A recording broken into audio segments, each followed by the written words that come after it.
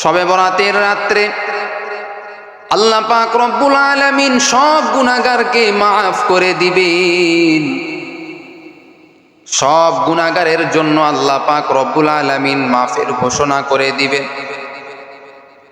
তবে দুইটা গুনাহ এমন রয়েছে, যেই দুইটা গুনাহ করার কারণে বান্দাকে আমার আল্লাহ মাফ করবে না। এমন দুইটি গুনাহ রয়েছে, যেই দুইটি গুনাহ করার কারণে আমার আল্লাহ ওই বান্দাকে মাফ করবে না।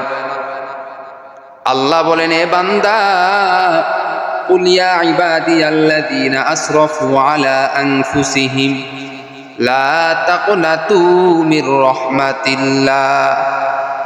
আল্লাহ বলেন, এ বান্দা, তুমি যতই অন্যায় করেছো, যতই গুনাহ করেছো, যতই নাফরমানি করো না কেন, আমি আল্লাহর রহমত থেকে কখনো নৈরাশ হইও না। বান্দা, তোমার গুনার থেকে আমি আল্লাহর রহমত অনেক বেশি, অনেক বেশি। বান্দা, তুমি যতই গুনাহ করো, তারপরেও যদি আমি আল্লাহর রহমতের উপর ভরসা রাখো, আমি আল্লাহ বান্দা তোমার জীবনের সব গুনাহ মাফ করে দিব। আল্লাহ পাক রব্বুল আলামিন আমাদের আদি পিতা আদম আলাইহিস সালাম যখন আল্লাহ তাআলা জান্নাতের মধ্যে দিলেন, আদম আলাইহিস সালাম এবং আম্মা জান হাওয়াকে বলেছিলেন, এরে আদম আর হাওয়া, ওই জান্নাতের নিষিদ্ধ গাছের ধারের কাছেও তুমি যাবে না। শয়তানের ধোকায় পড়িয়া আদম আর হাওয়া ওই গাছের ফল যখন ভক্ষণ করলো, আমার আল্লাহ আদম এবং হাওয়ার উপর এত রাগান্বিত হয়ে গেলেন, আল্লাহ তাআলা রাগ করিয়া আদম এবং হাওয়াকে দুনিয়ার জমিনে পাঠায়া দিলেন। আদম আলাইহিস সালাম এবং আম্মা জান হাওয়া আলাইহিস সালাম আল্লাহর কাছে দোয়া করলেন, হে মালিক, রব্বানা যালামনা আনফুসানা ওয়া ইল্লাম তাগফির লানা ওয়া তারহামনা লানাকুনান্না মিনাল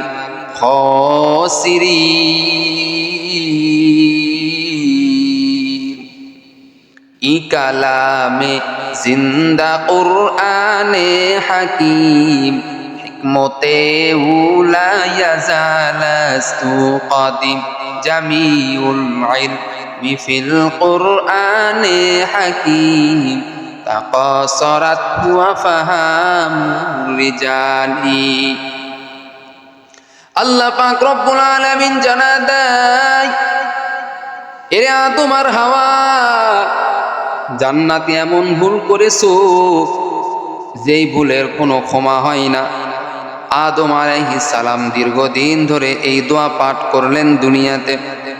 আমার আল্লাহ বলেন, আমি আল্লাহ আদম আর হাওয়াকে মাফ করে দিলাম।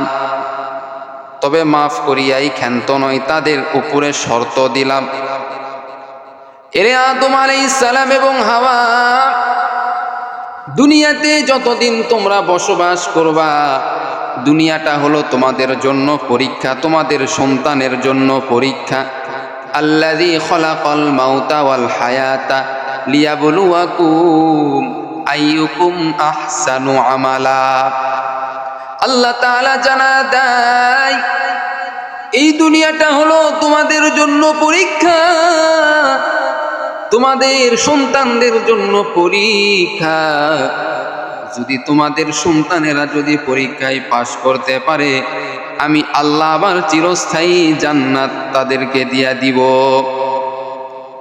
দুনিয়া হলো পরীক্ষার জায়গা। আল্লাহ বলেন, আমি আল্লাহ দুনিয়াতে দেখব কে আমল ভালো করে, আমল ভালো করে। আমার আল্লাহ বান্দার চেহারা দেখে না, বান্দার সম্পদ দেখে না, বান্দার বংশ দেখে না, বরং বান্দার দেখে হলো তার আমল। বান্দা ভালো আমল করে কিনা, এই আমলগুলি আমার আল্লাহ দেখেন।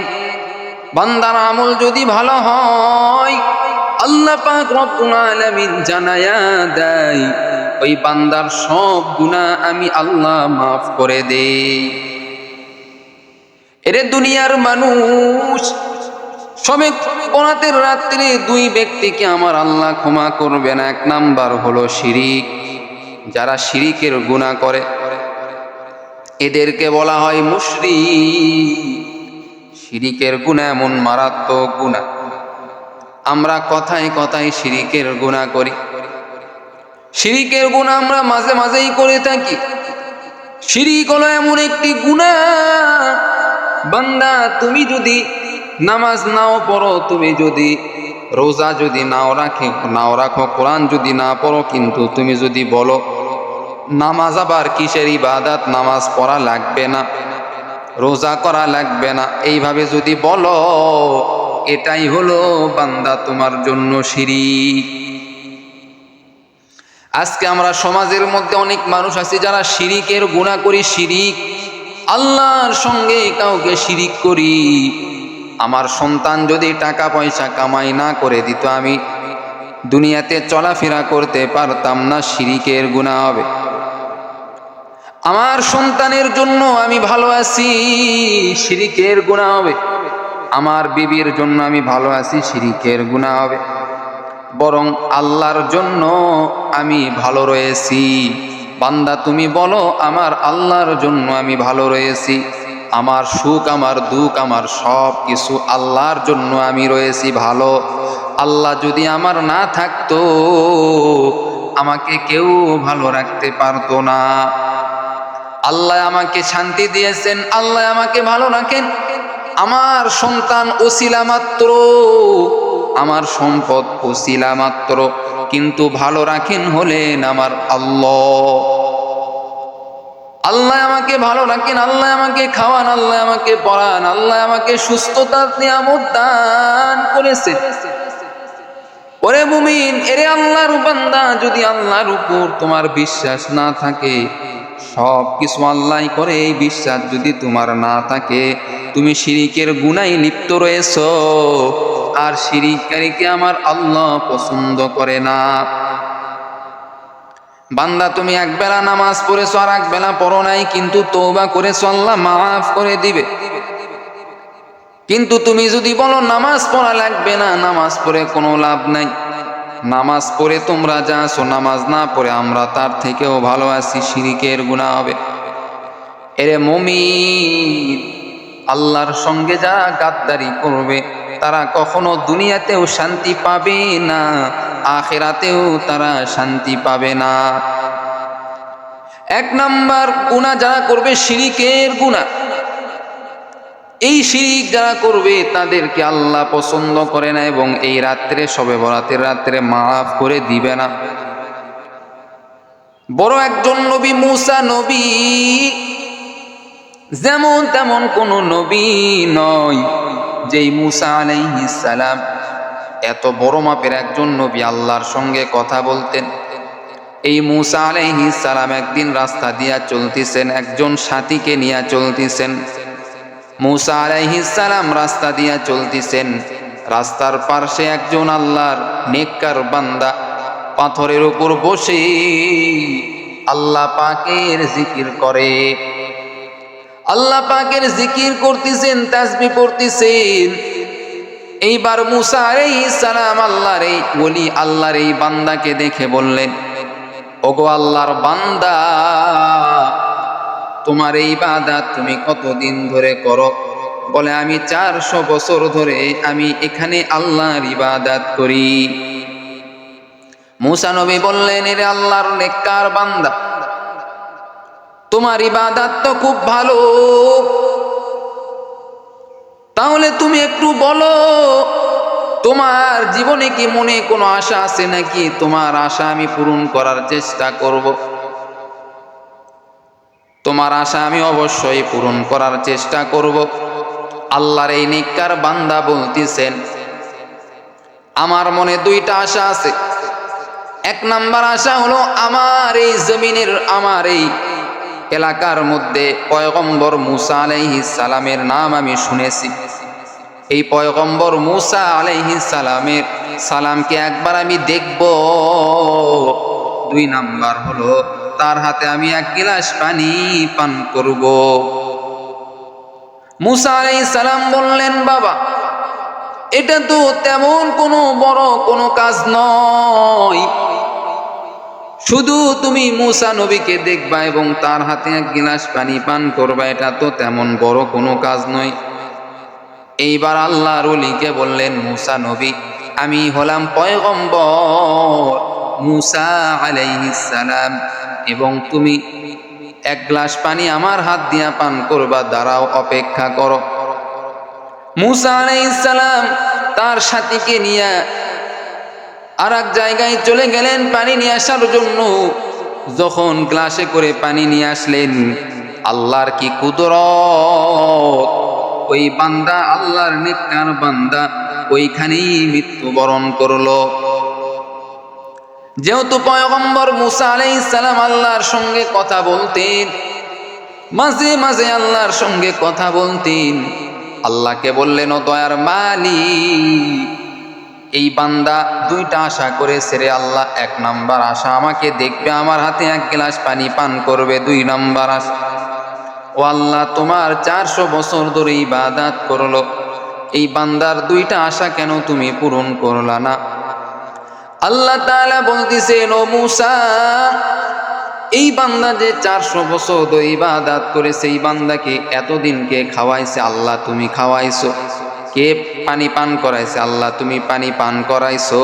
কে তাকে সুস্থতার নিয়ামত দান করেছে? আল্লাহ আপনি সুস্থতার নিয়ামত দান করেছেন। ওরে মুসা তাহলে বলো, যেই আল্লাহ তাকে এত ভালো রাখলো 400 বছর ধরে, ওই আল্লাহর ইবাদত সে করেছে ভালো কথা, কিন্তু সে আমার কাছে না চাইয়া মুসা তোমার কাছে কেন চাইলো? আমি আল্লাহ এজন্য আর সহ্য করতে পারলাম না। ওরে বান্দা, এজন্য আমার আল্লাহ বলেন শিরিকের গুনাহ বড় মারাত্মক। ইন্না শিরকা লাযুলমুন আযীম। লোকমানে হাকিম তার সন্তানদেরকে নসিহত করলেন, বাবা তোমরা কখনো শিরিকের গুনাহ করবা না, শিরিক গুনাহ করবা না। যখন আমাদের সমাজ থেকে একটা ছেলের মাও মারা যায়, বাবাও মারা যায়, আমরা টেনশনে পড়ে যাই, ছেলেটার কি হবে এখন, কিভাবে খাইবে, কিভাবে পড়বে, কিভাবে চলবে।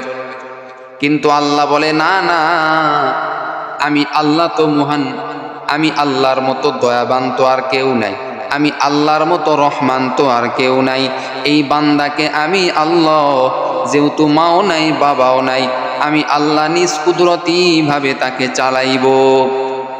আল্লাহ বলে, বান্দা তোমরা মনে করতেছো এই বান্দার বাবাও মারা গেল, মাও মারা গেল, এখন তার দেখাশোনা কে করবে?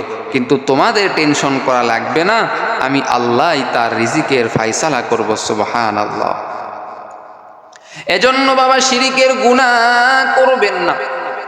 2 নাম্বার, যে ব্যক্তি হিংসা করবে একজন আর একজনের উপর, যেমন হিংসা করে কেউ কারো ভালো দেখতে পারে না, এরকম মানুষ সমাজের মধ্যে অভাব নাই। হিংসুক মানুষের দোয়াও কবুল হবে না শবে বরাতের রাত্রে। বড় কঠিন, আমাদের সমাজের মধ্যে হিংসা দ্বারা ভরপুর হয়ে গেছে। শুধু হিংসার হিংসা, কেউ কারো ভালো দেখতে পারে না। কিন্তু বাবা মনে রাখতে হবে, আল্লাহ যদি কাউকে মহব্বত করে ভালোবাসে, উপরে যদি উঠাইতে চাই, কোনো মানুষ, দুনিয়ার কোনো মানুষ তাকে নামাইতে পারে না। আল্লাহ যদি কারো সম্মান বৃদ্ধি করে, কারো সম্মান বাড়ায়, দুনিয়ার কোনো মানুষ হিংসা করে কোনো লাভ নাই। সমাজের মধ্যে অনেক মানুষ আছে একজন আর একজন আর ভালো দেখতে পারে না। ওই ব্যক্তি এত 2 তলা 3 তলা বিল্ডিং করলো, আমি তো মাটির ঘরে থাকি, আমি তো কষ্টের মধ্যে থাকি, তার জন্য হিংসা করে। কিন্তু না না, হিংসা করে লাভ নাই। তুমি আল্লাহর কাছে দোয়া করো, ও দয়ার মালিক আমার ওই ভাই 2 তলা বাড়ি করেছে, আমাকে তুমি 4 তলা করার তৌফিক দান করো। হিংসা করে কোনো লাভ হবে না। আল্লাহর কাছে তুমি বলো, হে মালিক তুমি আমাকে তার থেকেও বড় হওয়ার তৌফিক দান করো, দোয়া করো। আজকে দোয়ার কোনো খবর নাই। শুধু হিংসা নিয়ে ব্যস্ত রয়েছি। আল্লাহ তাআলা বলেন হিংসুকের কখনো উন্নতি হবে না। যারা হিংসা করবে তারা কখনো উন্নতি করতে পারবে না, তারা ধ্বংস হয়ে যাবে। এমনভাবে আল্লাহ ধ্বংস করে দিবে তারা কল্পনাও করতে পারবে না। আল্লাহ তাআলা বলেন হিংসুক ব্যক্তিকে আমার আল্লাহ পছন্দ করেন না।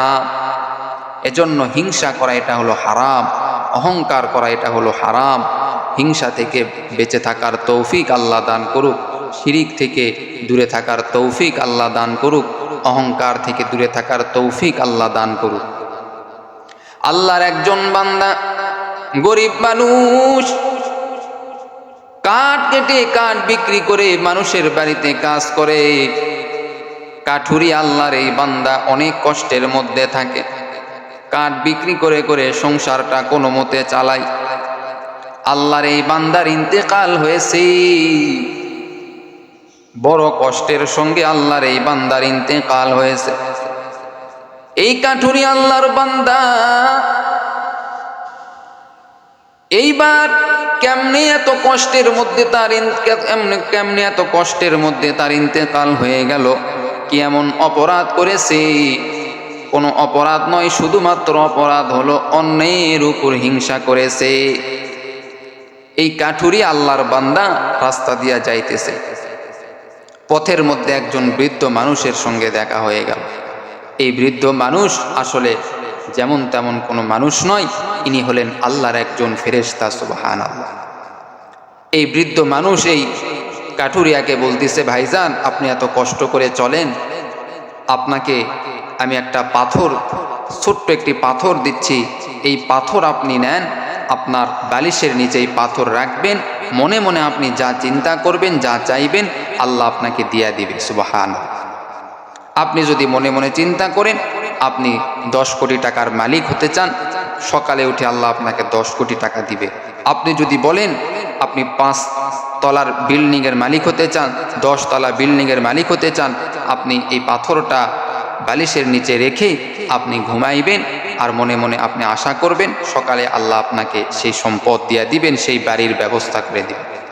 তবে শর্ত হলো আপনি নিজে শুধু এটা পাবেন না, আপনার প্রতিবেশী যে আছে, আপনার বাড়ির পাশে যার বাড়ি, তারও এরকম উন্নতি হবে। এই কাঠুরিয়া শয়তান মানুষ। এইবার এই কাঠুরিয়া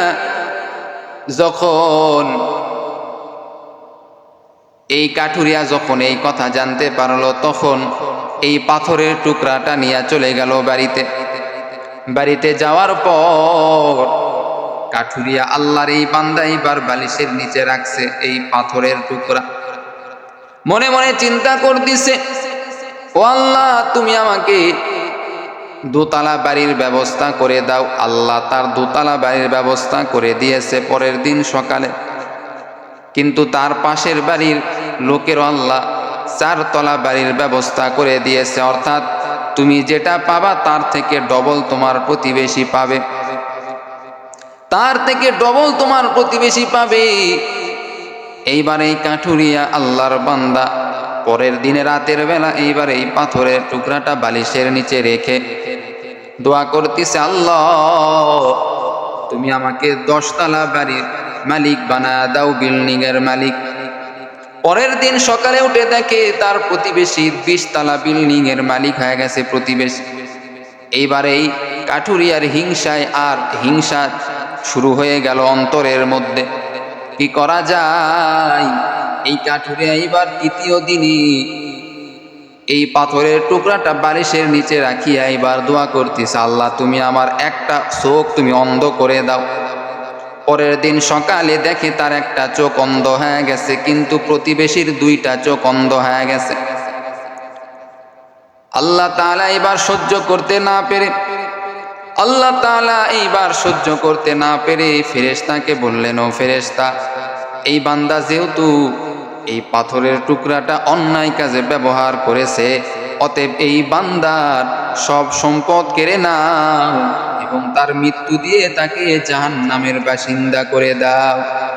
এজন্য হিংসা এমন একটি গুনাহ, আল্লাহ পাক রব্বুল আলামিন এই হিংসা থেকে আমাদেরকে হেফাজত করুক, অহংকার থেকে হেফাজত করুক এবং শিরিকের গুনাহ থেকে আল্লাহ আমাদেরকে হেফাজত করুক। সকলেই বলি আমিন।